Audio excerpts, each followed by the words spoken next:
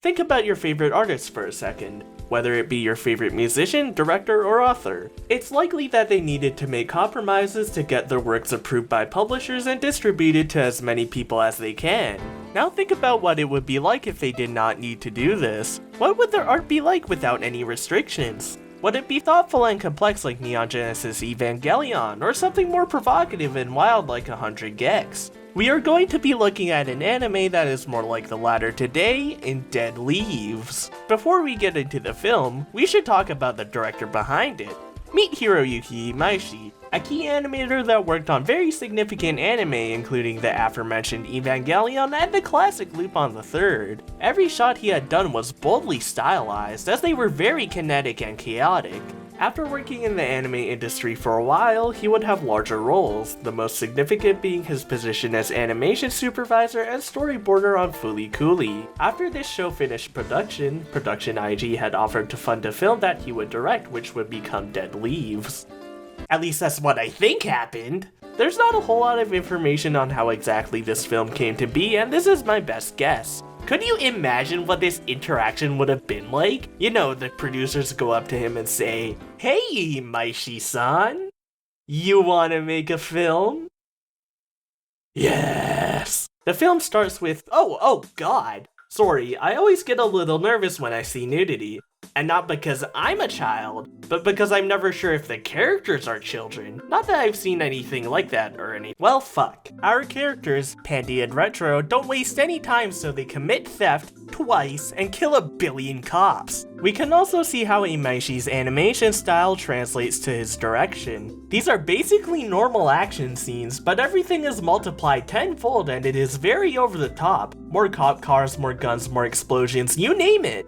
Each object on screen is doing something different, and it's a ton of fun seeing so much complexity and how creative it is. Like, why is there a robot? Who fucking knows, but it's pretty cool. Another thing I like is the constant use of these close-up angled shots. It distorts the visuals a bit, which makes the cartoony, unconventional art style look even more unique. In later Imaishi anime, he would use a lot of shots like these, and I can't blame him because these look sick as hell.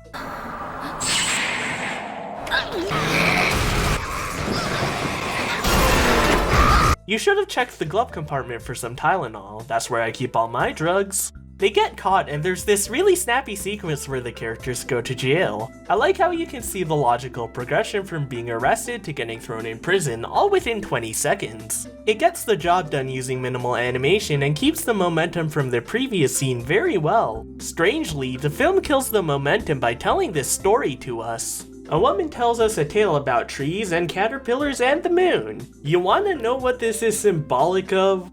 Well, I don't know either. I'm not your high school English teacher. I don't want to spend 15 minutes explaining the theme of Marxism in this movie and what it says about society so you think I'm smart. Someone else can do that for you. We get to know what prison life is like for these people and why they are here. I really like this continuous shot where we get to see all of these different mutants explain why the prison exists and information about the wardens, 3-6 and 3-7. It's a really cool way of giving exposition in a grossly humorous way. So basically, this prison is specifically for mutants who have committed crimes and the wardens are specialized mutants who are super strong and shit. It's kind of weird how this prison works. Everyone is super constrained and forced to do everything, even when going to the bathroom. Real prison is different since there's usually people stabbing each other over bags of Fritos and jerking each other off. Speaking of sex, Retro and Panty have some, and this causes them to escape their cell and constraints. I don't know how they managed to do that by fucking through a poop hole, but maybe it's like how this guy has a drill dick, Retro has a lockpick dick.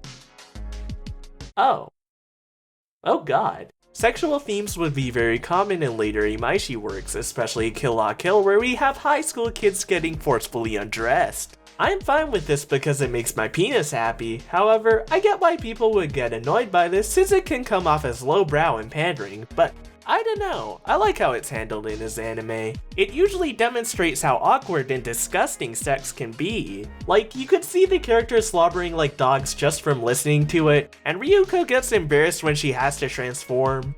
Yoko is 14. These and other sexual moments are often unappealing, unlike other anime where its sole purpose is to activate a stiffy.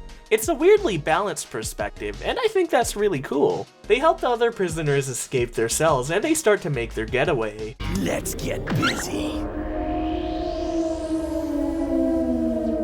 I love how the noise of the sirens are shown in text, seemingly part of the world as the sound radiates throughout the prison, makes it feel like real shit is about to go down. If you've been paying close attention, you would have seen a lot of text popping up throughout the film. Kapows shooting out of guns, massive booms from explosions, R's in the background simulating engine noise. There were some I hadn't even noticed until I slowed down the footage. All of this text reminds me of how comic books would display sound effects, but the unique thing is that the text here is layered in the world in creative ways and is animated along with everything else. It's also interesting to see this as sort of a beta version of how Imaishi's later anime had used text, particularly in Kill la Kill and Promare. Bold red characters are used in those anime to introduce characters and transformations, and the text usually stays well after each introduction. It's both comical and badass, and I can't help but feel like this idea started with Dead Leaves' comic book style. The escapees run into some prison guards and they start getting shot. There is a lot of red on the screen right now, but I do have to say that I really enjoy the colors. This film is very colorful, which is rare for the washed out grayish color palettes I usually see from other anime from the early 2000s. The variety of the mutant character designs really allows for such vibrant shots, and the backgrounds in some of the other scenes are great for this too. It's a good balance of having diverse colors, but not making them too bright. So much modern anime has the need to display these neon colors, and it is almost impossible to watch them at night. Like, I was watching Sugumomo as something to watch before bed, just so my eyes would get tired. But that didn't happen because I constantly kept getting fucking flashbangs. Dude, why is it that when I flash somebody, it's like I just slapped them in the face with a fucking napkin from a little kid's birthday party? But when I get fucking flashed, it's like some big brolic black dude named fucking Raquise pulled a fucking bed sheet over the head of my head and just proceeds to skull fuck me! After accumulating casualties, they manage to shoot back and get out of there. It isn't so simple because in the next room they get to, the characters run into these PS1 looking robots. Boss, check it out! They're a bunch of robots! People exploding into guts is hilarious. More media should do this. There are some where limbs fly off, others where people evaporate into red mist, but I like this way more because of how much more silly and gross it is to see a pancreas fly across the screen. Props to this guy for being willing to be both a top and a bottom. I'm sure the boys will be lining up for him. I mean, someone's gotta be into that. Probably. They find a tank, blow up, and some prisoners die, but their sacrifice is worth it because they hop on a train and manage to be finally safe from the guards for a little while. They then celebrate with beer, and then we find out that Pandy is pregnant after fucking. This is so sudden! How the hell did it happen? Think back about 10 minutes ago. What the fuck, it actually has been. Man, she really had a 10-minute pregnancy.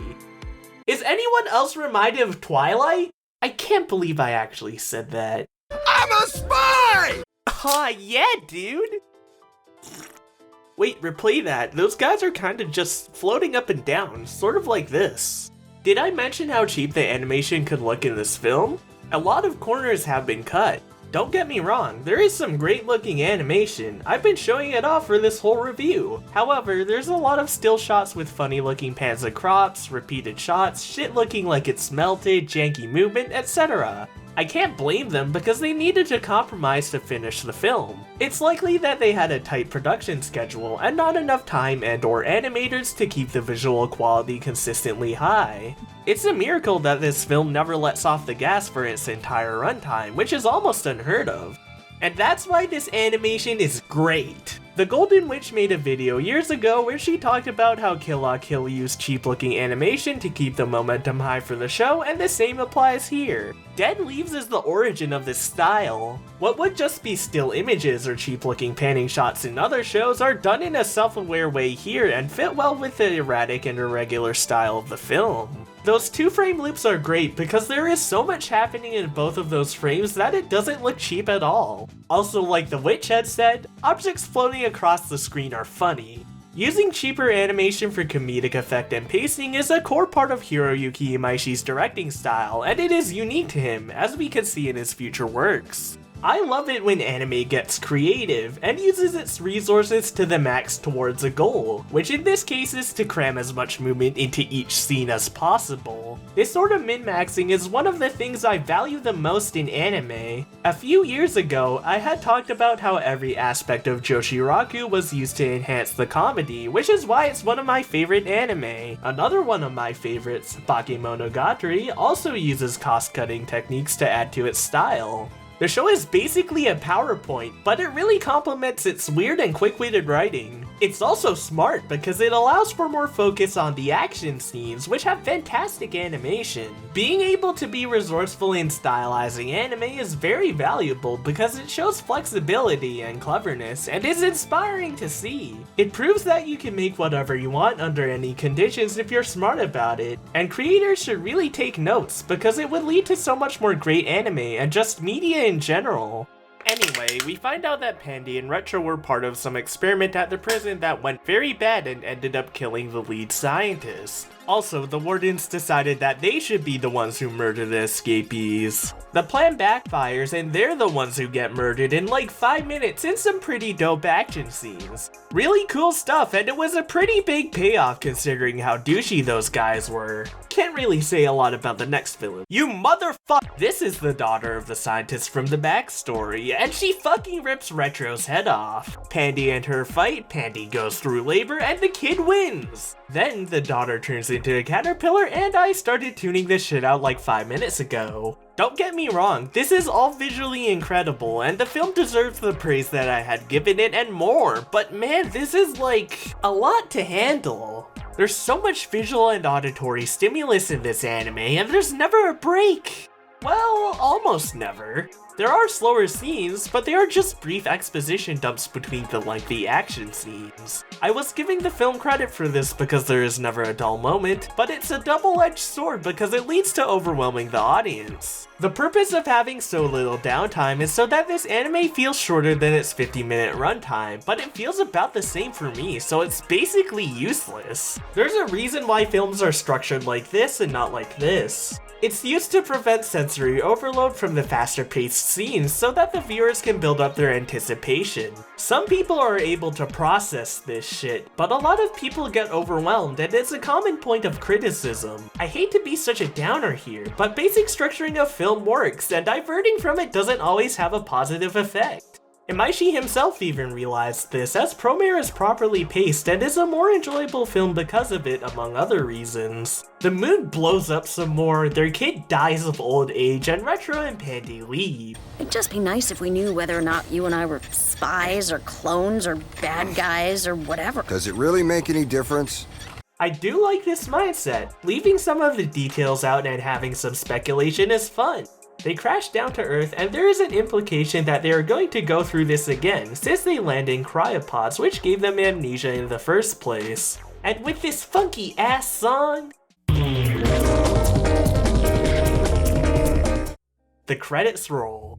I would say that this film is really good. It's definitely got a unique visual style, and has a lot of ideas going for it that would later influence Hiroyuki Imaishi's later anime. I think that these ideas were applied too intensely, and it could be a bit overwhelming though. While I don't think this is Imaishi's best anime, that would be Kill La Kill, it's definitely worth it to check out this insanity firsthand. Imaishi's career to the present day is well known. He would later direct Gurren Lagann and Panty and Stocking under Gainax. In 2011, he would co-found Studio Trigger, where he would direct more anime, including Kill La Kill and Promare, as well as the upcoming Cyberpunk Edgerunners. I'm gonna go out on a limb and say that Imaishi's career would not be as successful if he just made stuff like Dead Leaves. You may think that he already has, as I mentioned how Kill La Kill is similar, but the difference is that Kill La Kill has much more than just its visual style. That show has an incredible soundtrack by Hiroyuki Sawano,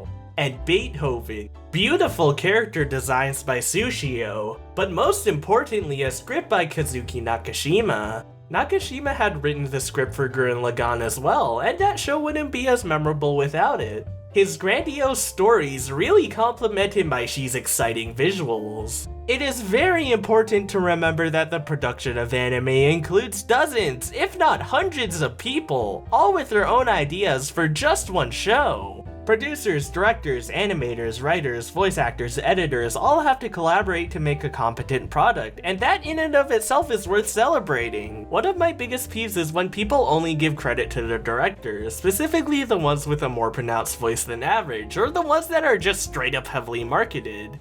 Many have the insane amount of talent to make wonderful and widely beloved works, but some are just massive fuck-ups. Hiroyuki Imaishi is somewhere in the middle, leaning towards the former. He can make great anime on his own as seen with this film, but he works best when collaborating with people who can complement his bombastic style. I think this clip fits Imaishi's relationship with other creative staff quite well. アニメーションを作るのって集団作業なんですよね。一人で一人のこう妄想というのか、一人の想像の中で作るんではなくて。 He also seems to agree with this since Dead Leaves had far fewer creative staff, and he thinks that it was not as good as his other works. I can imagine a world where he didn't realize this, and he just makes weird experimental films for production IG. Sure, they would be entertaining, but they would only appeal to hardcore anime fans, and they would definitely not attract the same amount of praise and popularity of the anime that he made in this reality. But I don't know. Maybe in a parallel universe he's the Elon Musk of anime because of this weird shit. Making female public nudity legal across the world, and I look like the biggest moron on the planet. Maybe Edgerunners will make that hypothetical a reality, and honestly, I wouldn't mind.